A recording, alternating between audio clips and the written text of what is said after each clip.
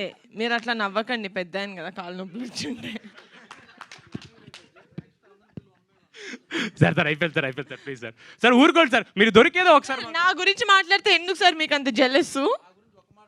చెప్పండి sir. Last పేరు మీద పెట్టుకున్నాను సార్ నేను. అంటే ఇంకా ఉందా సార్? సార్ మీకు స్పెషల్ సార్ లాస్ట్ కి భోజనాలు తెప్పించరా ప్లీజ్. సార్ మీరు దొరక్క మీరు మాకు దొరికారు సార్. మేము వెళ్ళిపోదాం అనుకుంటున్నాను సార్. మీరు వెళ్తే ఎలా సార్? ఇద్దరు అన్ని ఈవెంట్లు మాట్లాడుకుంటున్నారు కదా. మీరు ఇంట్లో ఆఫీసులోనే మీ ఇద్దరే, ఈవెంట్స్లో మీ ఇద్దరే సార్, బస్సు కారులో మీరు, ఎయిర్పోర్ట్లో మీరే. అవును, కొత్తగా ఏంటి వాళ్ళు కూడా విని విని విని చెప్పు నా గురించి సార్. లాస్ట్ భోజనాలు కూడా ఇక్కడికే తెప్పించమంటారా? బెటర్ చెప్పు సార్.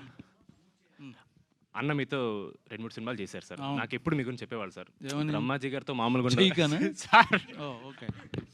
బ్రహ్మాజీ గారితో మీకు మామూలుగా ఉండదు, చాలా ఎంజాయ్ చేస్తారు సార్. ఎందుకు సార్ చెప్పండి సార్? ఎలివేషన్ ముందు ఒక బిల్డప్ ఇవ్వాలి సార్. Okay okay. బ్రహ్మాజీ గారు will be the most energetic actor you will ever work అన్నాడు సార్. అది 100% ట్రూ సార్. అంటే మంచి యాక్టర్ కాదు సార్. ఏంటి సార్ ప్రతి దాంట్లో మీరు ఎనర్జీ ఉంటుందా? ఒకసారి చెప్పు సార్. లేదు సార్, ప్రిపేర్ అవ్వలేదు అందుకని నువ్వు రాట్లా మాట సార్. మీరు గన్ను తల మీద పెట్టి మాట్లాడుతుంది సార్ నాకు. నువ్వు బాగా స్మార్ట్, నువ్వు పట సార్. బ్రహ్మాజీ గారు is the youngest actor in the entire film. మాకు జెన్యున్లీ ఇప్పుడు ఈ ఫన్ ఏదైతే ఉందో మాకు సెట్ మీద రోజు ఉండేది.